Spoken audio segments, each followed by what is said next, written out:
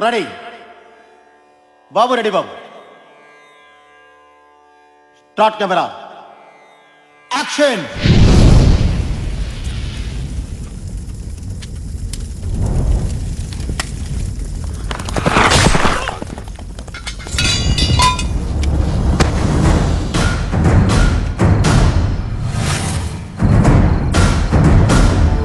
ఏంటిది?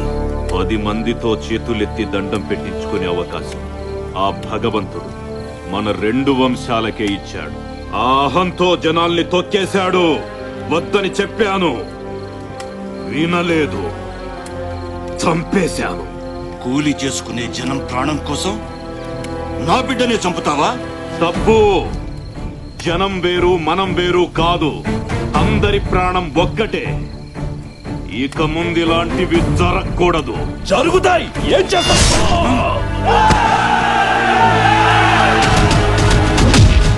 ఆ రోజు మొదలైన వైరంతో బంధుత్వాలతో కలకలలాడే 2 సంస్థానాలు బద్ధ శత్రువులయ్యాయి. 2 వర్గాల గ్రామాల్లో దాడులు జరగని రోజు లేదు, శవం లేవని రోజూ లేదు. చట్టాలు మారాయి, తరాలు మారాయి. ఎన్ని మారినా అప్పటి వైరం మాత్రం కాష్టంలా కాలుతూనే ఉంది.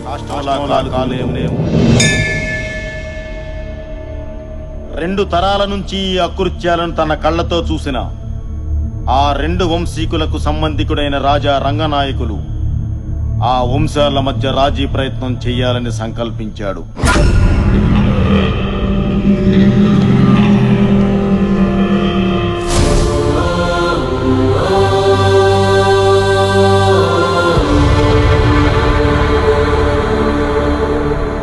దయచేసి మీ ఇరు వంశాల వారు పెద్ద మనసు చేసుకుని ఆలోచించండి.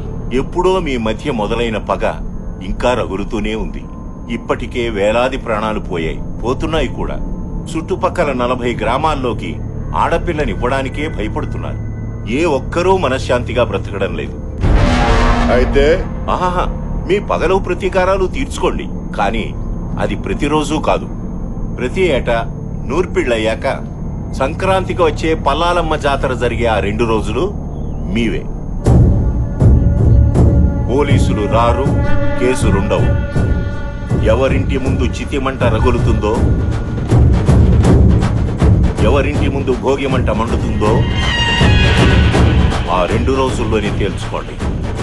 గెలిచిన వాళ్ళదే సంవత్సరం పాట ఆధిక్యత. మళ్లీ జాతర వచ్చేదాకా ఒకరినొకరు కవ్వించుకోవడం, దాడులు చేసుకోవడం జరగకూడదు. జనం మనశ్శాంతిగా బతకడానికి ఇది మంచి మార్గమే ఎంపీ గారు. మాకు సమ్మతమే. ఏంటి నువ్వు రూల్స్ పెట్టేది, వాళ్ళు అంగీకరించేది? ఈ వంశాన్ని వేయడానికి 2 రోజులు చాలవా మనకి? మాకు సమ్మతమే. జాతరకి 2 రోజుల ముందు 2 వర్గాల వారు ఇదే చోట తాంబూలాలు మార్చుకోండి. సమ్మతం లేని వాళ్ళు రానక్కర్లేదు. రాలేదు అంటే ఎదుటి వాళ్ళ ఆధిపత్యాన్ని ఒప్పుకున్నట్టే. మాటకు ప్రాణమిచ్చే మీ వంశాల మీద ఒట్టు. ఈ ఒప్పందాన్నెవరూ అతిక్రమించకూడదు.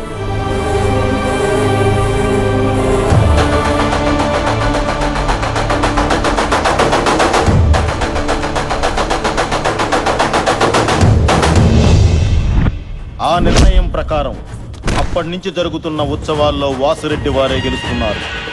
జనం ఆనందంగానే ఉన్నారు. కానీ ఆ వంశస్థులు ఒక్కొక్కరిగా నేలరాలి చివరిగా వాసిరెడ్డి వీరసింహుడు ఒక్కడే మిగిలాడు.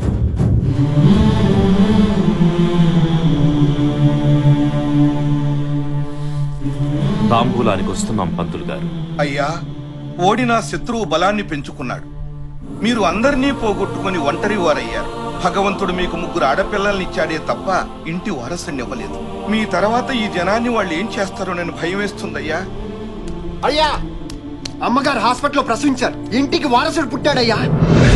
దేవుడు కరుణించాడు. బిడ్డ మహత్జాతకుడవుతాడు.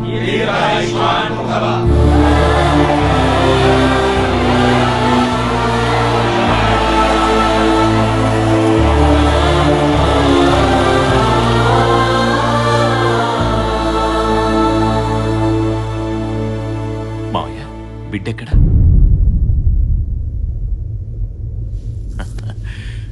ప్రాణం లేకుండా పుట్టాడు.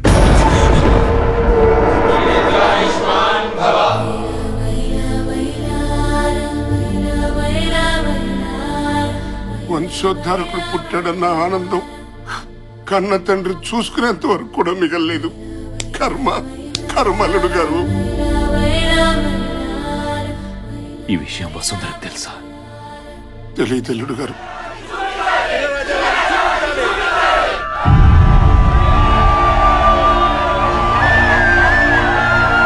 దేవుడిచ్చిన వారసుడు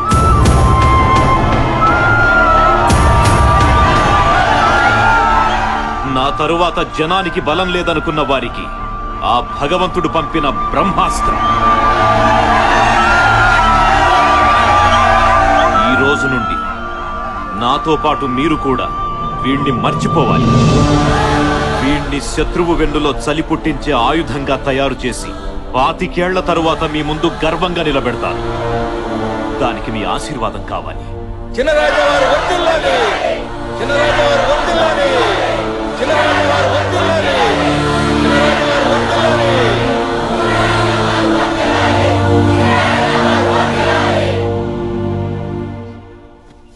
పూర్తి చేయండి మావయ్య. అలా చెప్పారేమిటి అల్లుడు గారు? ఏం చేయమంటారు మావయ్య? ఆ ప్రజల గుండెల్లో ధైర్యాన్ని బతికించాలి, శత్రువు గుండెల్లో భయాన్ని బతికించాలి, ఆ తల్లి గుండెల్లో ప్రేమని బతికించాలంటే నిజం తెలిసిన మనం అనుక్షణం చావాలి. మరి వారసుడు ఎలా వస్తాడు? నా తరువాత జనాన్ని కాపాడడానికి నా బిడ్డ కాకపోయినా ఆ దేవుడు ఎవరో ఒకరిని పంపిస్తాడు. అప్పటి వరకు పోరాడుతూ ఉండడమే. పూర్తి చేయండి.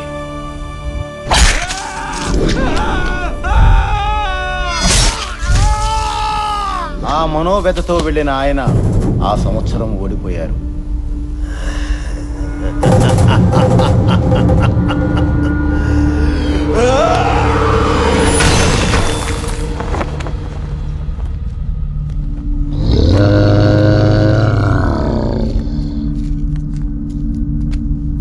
మా ఇంట్లో మనుషులు చస్తే పండగ చేసుకున్నారు, వాడింట్లో వారసుడు పుడితే పండగ చేసుకున్నారు కదా.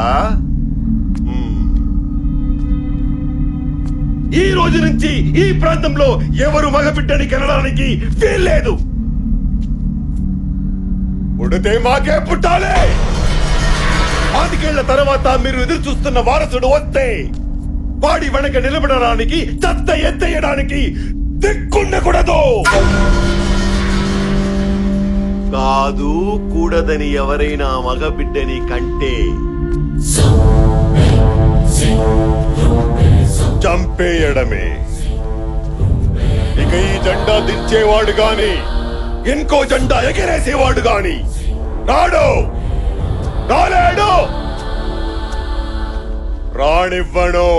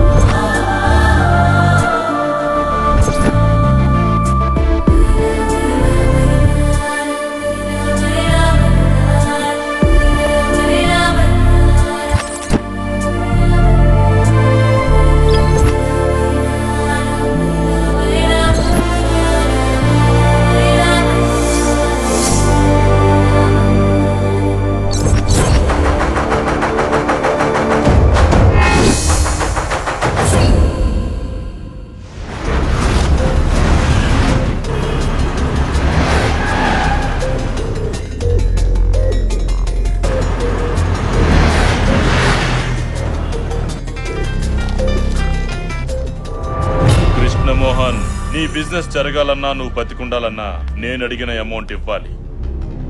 నా కెరీర్ లో ఫస్ట్ టైం 5 సార్లు ఫోన్ చేయించుకున్నావు. ఫస్ట్ టైం నేను నీకు 5 సార్లు ఆన్సర్ చేశాను. నీ డిమాండ్ కరెక్ట్ కాదు. ఇండస్ట్రియలిస్ట్ గా నేను ఎదగడం తప్పు కాదు. పెట్టే.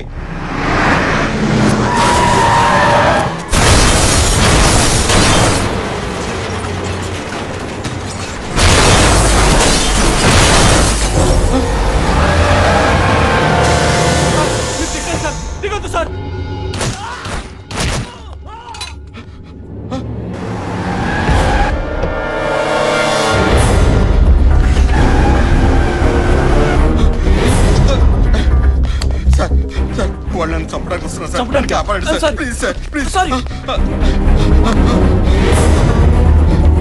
సార్ నన్ను కాపాడండి సార్. వాళ్ళని చంపడానికి వస్తున్నారు సార్. చంపితే చావు, మధ్యలో మమ్మల్ని చావమంటావా? అది కాదు సార్. అర్థం కదా? Hello, yes.